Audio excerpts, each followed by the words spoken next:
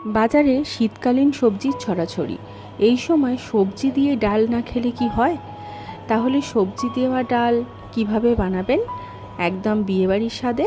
আজ তাই সবজি ডালের রেসিপি নিয়ে হাজির আমি পারমিতা, আর আপনারা দেখছেন দূরে গাড়ি হেসেল। সরাসরি চলে এলাম দুর্গার হেঁসেলে। সবজি ডালের জন্য আমি এখানে মুগের ডালের ব্যবহার করেছি। আমি এক বাটি মুগ ডাল নিয়ে প্রথমেই শুকনো কড়ার মধ্যে হালকা আঁচে ভেজে নিচ্ছি, বেশ হালকা লালচে করে ভেজে নেব। মুগের ডাল রান্নার সময় আমি সবসময় প্রথমে ডালটাকে শুকনো খোলায় ভেজে নিয়ে তারপর ধুয়ে নিয়ে ব্যবহার করি। কড়াতে জল গরম হতে দিয়েছিলাম আগেই। এরপর ধুয়ে রাখা ডালটা সেই জলের মধ্যে দিয়ে দেব। দিয়ে দিচ্ছি নুন আর হলুদ গুঁড়ো, সবটা একসাথে মিশিয়ে নিয়ে তারপর সেটাকে সেদ্ধ হতে দেব। গরম ডালটা ধুয়ে নেওয়ার সময় কিন্তু সাবধানতা দরকার, না হলে যেই আপনি জল দেবেন হাতে একটা গরমের ভাপ এসে লাগতে পারে।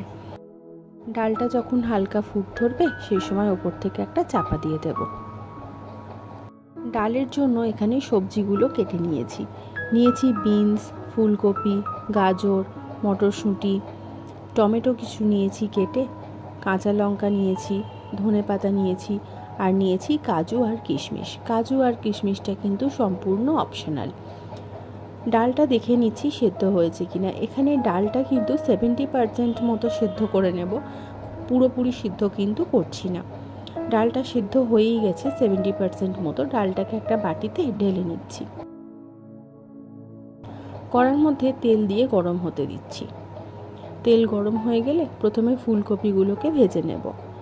ফুলকপিগুলো ভাজার সময় ফুলকপি কিন্তু খুব তাড়াতাড়ি লালচে হতে চায় না, তো বেশি লালচে করে যদি গ্যাসের আঁচ বাড়িয়ে নিয়ে ভাজতে যাই তাহলে কিন্তু ফুলকপি আবার পুড়ে যাবে। তাই হালকা করে হলুদ দিয়ে দেবেন, এতে ফুলকপিটা বেশ তাড়াতাড়ি একটা লালচে রং এসে যাবে। ফুলকপিটা ভাজা হয়ে গেলে ফুলকপিটাকে তুলে নেব।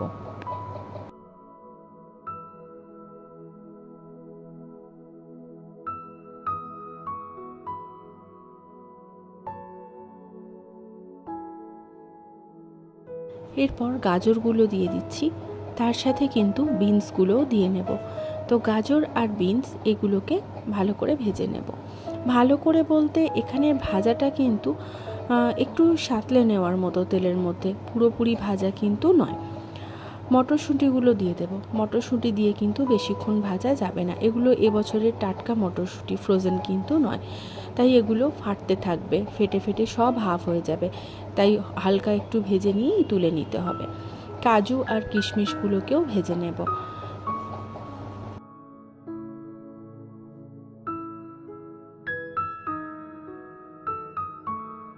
সমস্ত সবজিগুলো ভাজা হয়ে গেছে, আরও একটু তেল দিয়ে নিলাম। এখানে দেখে তেলটা বেশি মনে হলো, এটা কিন্তু 2-3 পলা মতো মাত্র তেল আছে। শুকনো লঙ্কা, জিরে আর তেজপাতা ফোড়নের জন্য দিয়ে দিলাম।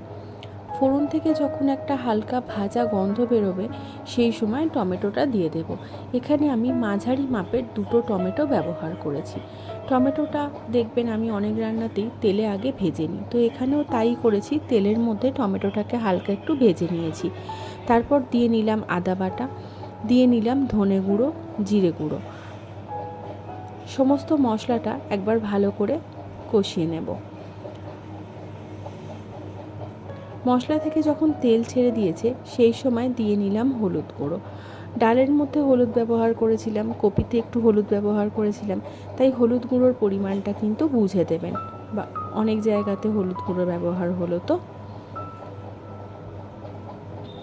মশলাটা ভালো করে কষিয়ে নিতে হবে, যেন মশলা থেকে কোনো গুঁড়ো মশলার গন্ধ না আসে।